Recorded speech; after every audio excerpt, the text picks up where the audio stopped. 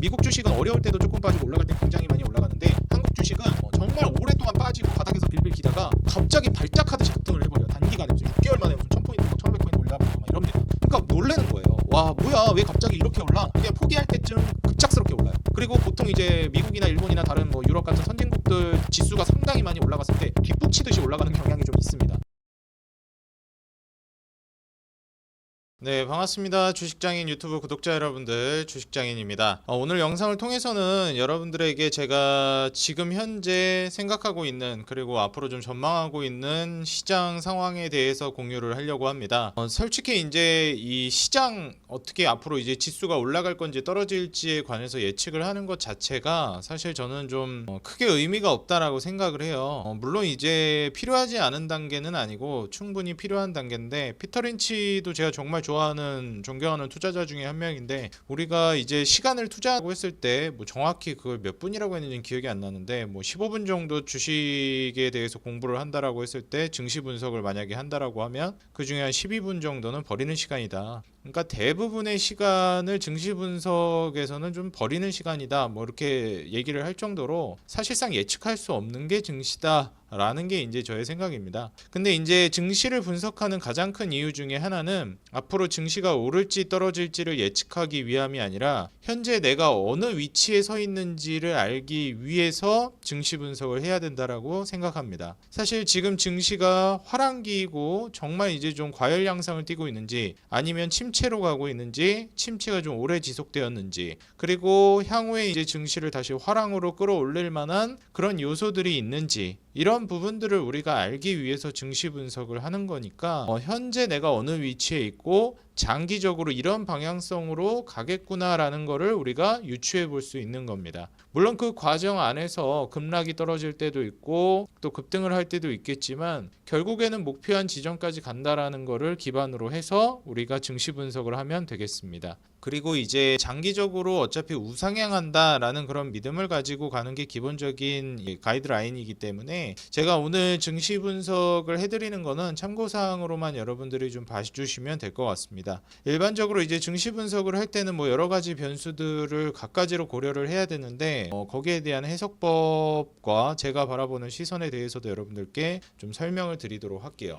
일단 뭐 여러 가지 측면을 봐야 하는데, 저는 역시 주식에 있어서 제일 중요한 건 금리라고 생각합니다. 지금 현재 금리 상황을 놓고 본다라고 했을 때 미국 같은 경우에는 5.5%, 한국 같은 경우에는 3.5%를 유지하고 있는 상황이에요. 그래서 이제 제가 메모장에 좀 같이 보여드리면서 설명을 할 건데, 지금 기준금리라는 지표를 놓고 미국이 가장 이제 중요하죠. 미국을 이제 다 추종하기 때문에 기준금리 추이는 미국의 기준금리 추이가 어떻게 되는지를 우리가 먼저 봐야 합니다. 일반적으로 우리나라가 선제적으로 대응을 할 수도 있겠지만 그런 경우는 매우 희박하고 그런 경우는 거의 없습니다. 지금 현재 한국의 기준금리는 3.5%고요. 지금 이 기준금리를 계속해서 인상하다가 좀 정체기에 와 있는 상황이라고 보시면 되겠습니다. 미국 같은 경우에도 이제 코로나 때 제로금리로 갔다가 0%에 가까운, 0%는 아니었지만 한국 같은 경우에도 거의 0%에 가까운 제로금리였고, 여기서 미국 같은 경우는 금리를 상당히 많이 올려서 5.5%까지 올린 다음에 여기서 현재 동결을 한 상황이에요. 이게 쭉 이어지고 있습니다. 한국 같은 경우에도 이제 기준금리가 거의 0%에 가깝게, 기준금리가 제로금리에 가깝게 떨어졌었다가 3.5%까지 기준금리를 올렸고요. 여기서 이제 좀 정체가 되고 있는 상황이에요. 주식시장이 화랑을 띠려면 기본적으로 이제 기준금리가 좀 떨어져야 합니다.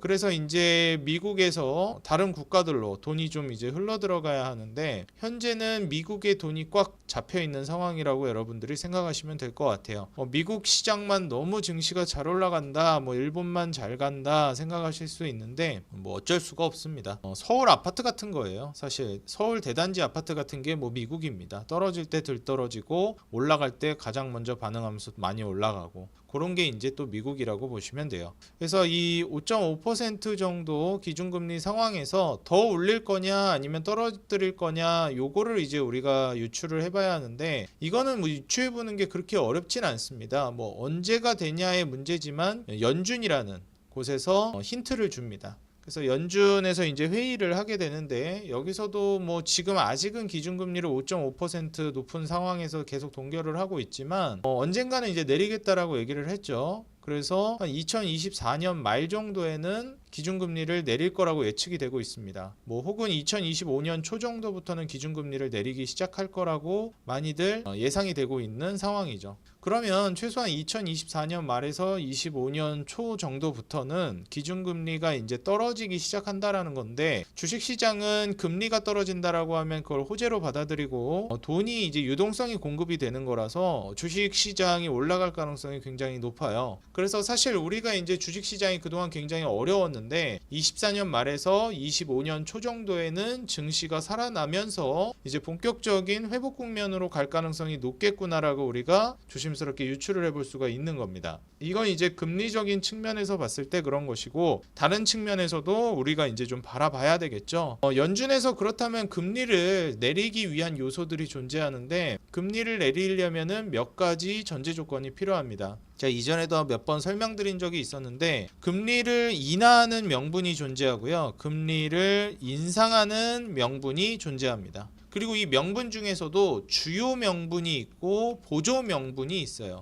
이런 게 뭐 있는 거냐, 뭐 전문적으로 뭐 그 용어가 있는 거냐 하실 수도 있는데 뭐 있는지는 모르겠어요. 근데 저는 이렇게 불러요. 제가 부르는 방식입니다. 일단 금리를 인하하는 주요 명분 같은 경우에는 지금 현재 금리를 계속 인상을 하다가 지금 동결이 오랜 시간 지속되고 있는 상황이니까 이제 인하를 한다라고 하기도 했고요. 주요 명분이 필요하겠죠. 첫 번째로 물가랑 그다음에 경기입니다. 그래서 사실 우리가 이제 물가 지표를 보고 경기 지표를 봐야 되는 이유가 금리를 인상할지 인하할지 혹은 인하한다면 언제쯤 인하할지를 대략적으로 유추할 수가 있기 때문이에요. 그래서 금리를 인하할 때 주요 명분은 뭐냐면 바로 경기가 안 좋아야 됩니다.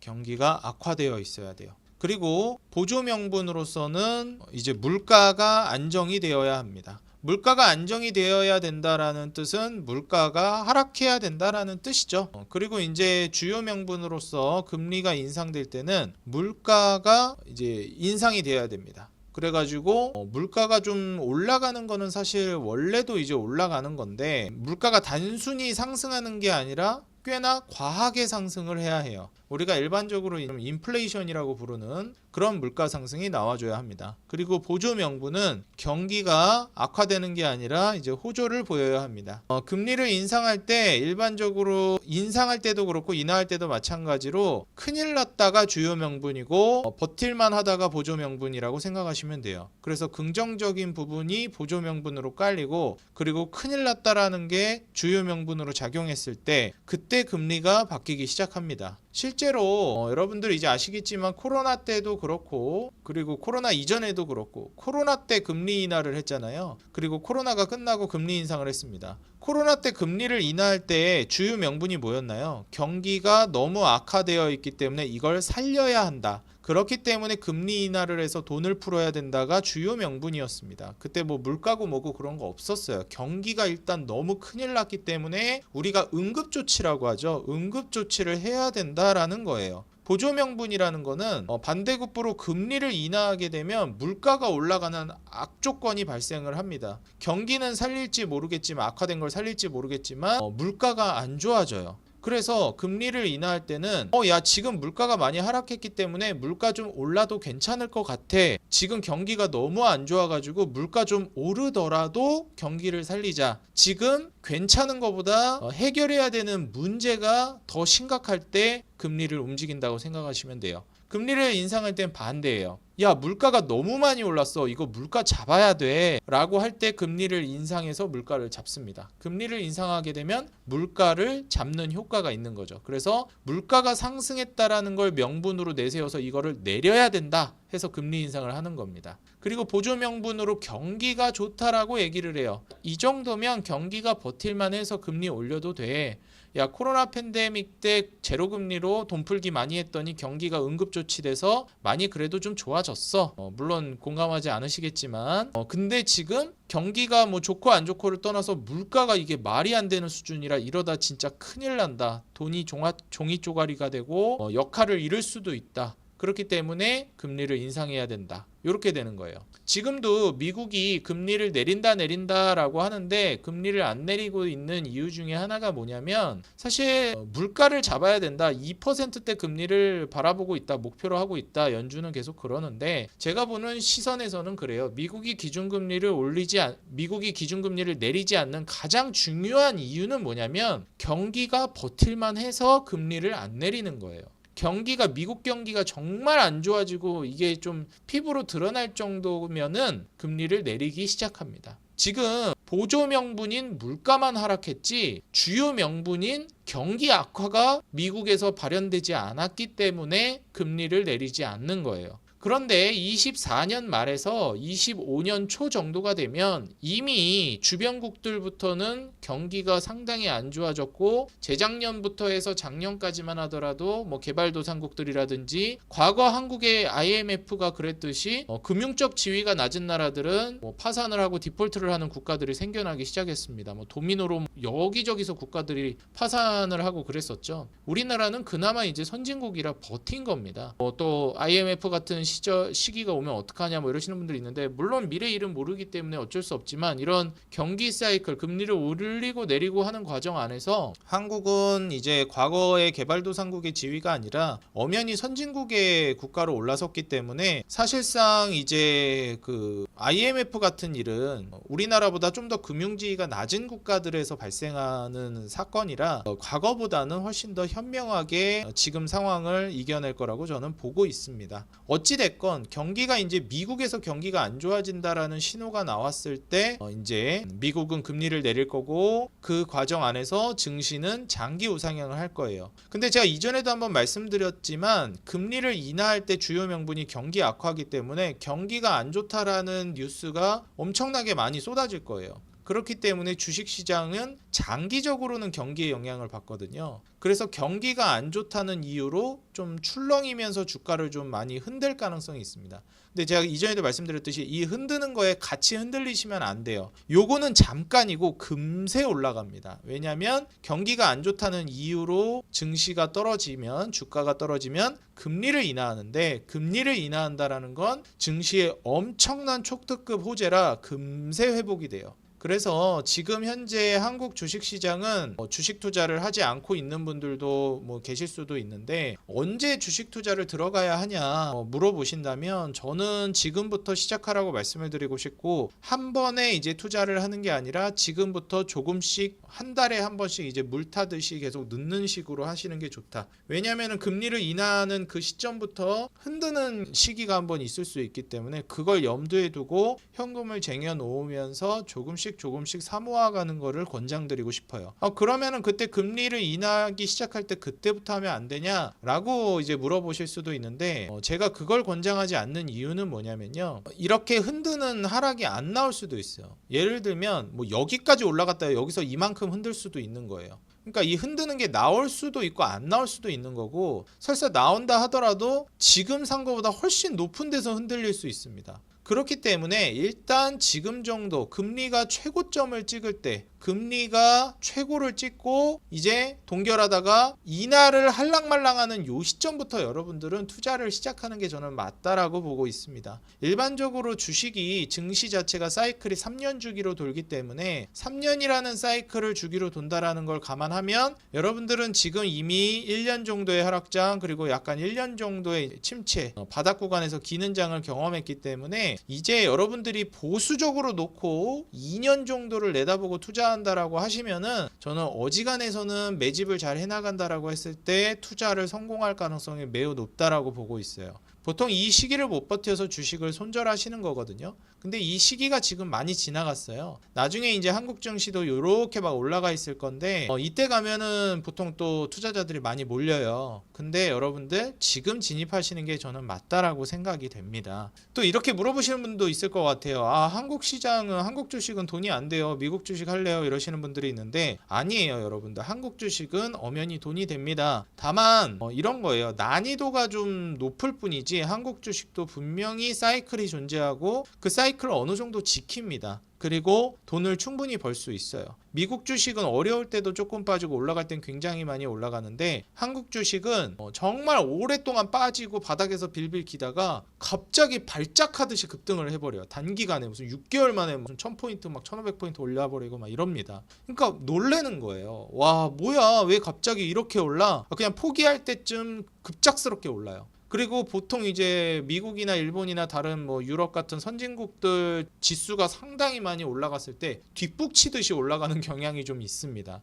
그래서 여러분들이 지금부터 모아놔야 그때 뒷북치면서 급등할 땐 따라가 봐야 좀 어렵습니다. 지금부터 여러분들이 사 모아야지 그때 빛을 볼 수 있는 거니까요. 주식 투자를 내가 고민하고 있다라고 하시는 분들이라면 지금부터 차근차근 모아보시고 소액으로도 충분히 할 수 있는 게 주식 투자인 만큼 부동산 투자에 좀 부담을 느끼시는 분들, 그리고 너무 고점이라고 생각되시는 분들, 자금이 부족하신 분들은 주식 투자를 통해서 여러분들이 훨씬 더 사이클도 빨리 돌고 현금으로 수익률도 크게 가져갈 수 있는 게 주식이라 여러분들이 리스크만 잘 관리하면서 투자하신다면 충분히 목돈을 만들어 가지고 부동산을 구입하실 수 있을 거라 생각이 듭니다. 지금 청년층 역시도 그렇다라고 생각이 들어요. 그래서 여러분들이 뭐 제가 보수적으로 2년 정도 이제 매집하면 된다고 되면은 좀 괜찮을 것 같다라고 말씀을 드렸지만 저는 솔직히 개인적인 의견으로는 1년 정도 안에 결과가 서서히 나올 거라고 보고 있습니다. 그렇게 생각을 해봤을 때 지금 불경기가 정말 와닿고 있는 시점인데 한국을 떠받드는 산업이 1등이 반도체라고 볼 수가 있고 그 다음이 이제 자동차, 요새 또 떠오르는 한국을 떠받칠 만한 산업으로서 이제 조선이 좀 올라올 거라고 보고 있어요. 전부 다 이제 사이클 산업이고 경기에 민감하게 반응하는 업종들입니다. 그래서 반도체가 지금 제일 많이 먼저 오르고 있는 걸 여러분들이 경험하실 수 있을 거예요. 삼성전자나 SK하이닉스 같은 거.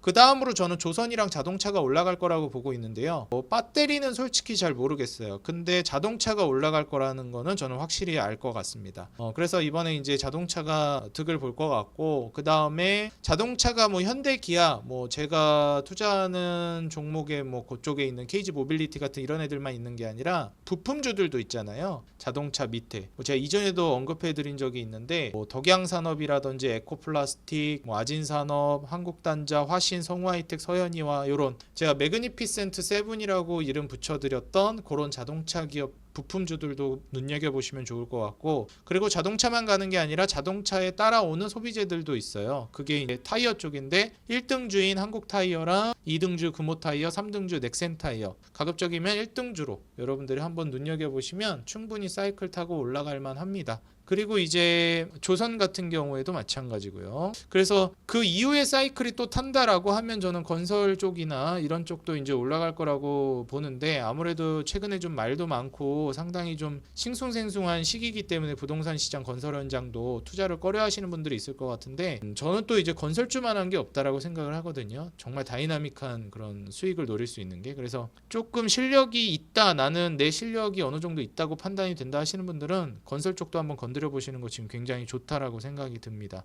여기까지 제가 이제 생각하고 있는 투자 인사이트를 좀 공유해 드렸고요. 여기에서 제가 앞으로 좀 지금부터 투자해 나가 볼 만한 불경기에 투자해서 호경기에 수익을 낼 만한 불경기에 어려움을 겪었으니까 주가가 싸져 있거든요. 그런 애들이 이제 경기 사이클 타는 이제 사이클 산업, 자동차, 반도체 이런 애들인데 한국을 떠받드는 산업이고 한국에서 집중하고 있는 산업임과 동시에 또 사이클상 저가 매수할 수 있는 그런 산업이니까 반도체는 지금 이미 저는 불 붙었다고 보고 있어요. 너무 많이 올라가고 있고 뭐 최근에 한미반도체나 오늘 제주반도체나 가 너무 많이 올라가고 있고 뭐 잡기 늦은 종목들이 꽤 많습니다. 제가 괜찮게 보고 있는 종목들도 영상을 통해서 반도체 종목들 많이 소개를 해드렸었는데 이전에 제가 삼성전자보다 이제는 SK하이닉스가 더 갈 거다라고 말씀도 이미 한번 해드린 적이 있고요. SK하이닉스도 지금 불 뿜으면서 올라가고 있죠. 뭐 사실 삼성전자도 이제 발동 걸리기 시작했고요. 이렇게 되면 이제 자동차 쪽으로 넘어갈 건데 그렇게 되면 이제 현대차, 기아차도 불 뿜기 시작할 겁니다. 그래서 SK하이닉스도 이미 움직임 엄청나게 나오고 있죠. 벌써 선반영 되고 있어요. 그 다음에 삼성전자 서서히 올라가고 있죠. 현대차도 솔직히 이미 올라가기 시작하는데 한 템포 쉬고 있잖아요. 아직 늦지 않았어요. 지금 초입이라고 저는 봅니다. 기아도 그렇고요.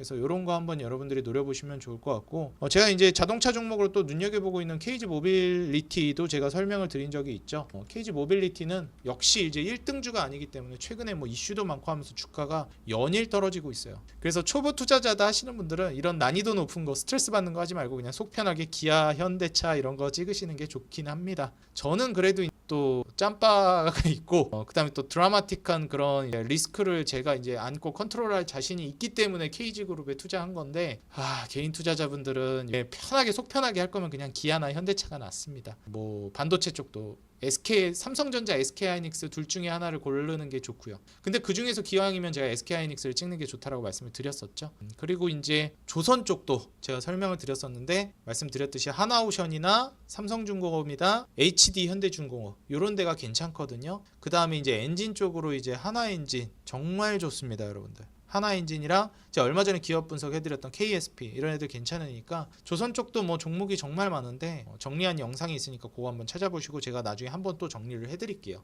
그래서 제가 오늘 생각하는 그런 전반적인 인사이트와 앞으로 이런 주식들이 오를 것 같다라고 생각되는 업종과 종목들도 분석을 해드렸는데, 여러분들이 좀 도움이 됐으면 좋겠습니다. 오늘 영상 도움이 됐다 하시는 분들은 좋아요와 응원 댓글 부탁드리겠고요. 구독 아직 눌러주지 않으신 분들 구독 버튼도 부탁드리겠습니다. 저는 다음 영상에서 더 돈 되는 종목, 도움되는 정보 가지고 돌아오겠습니다. 지금까지 주식장인이었습니다. 감사합니다. 행복한 하루 되세요.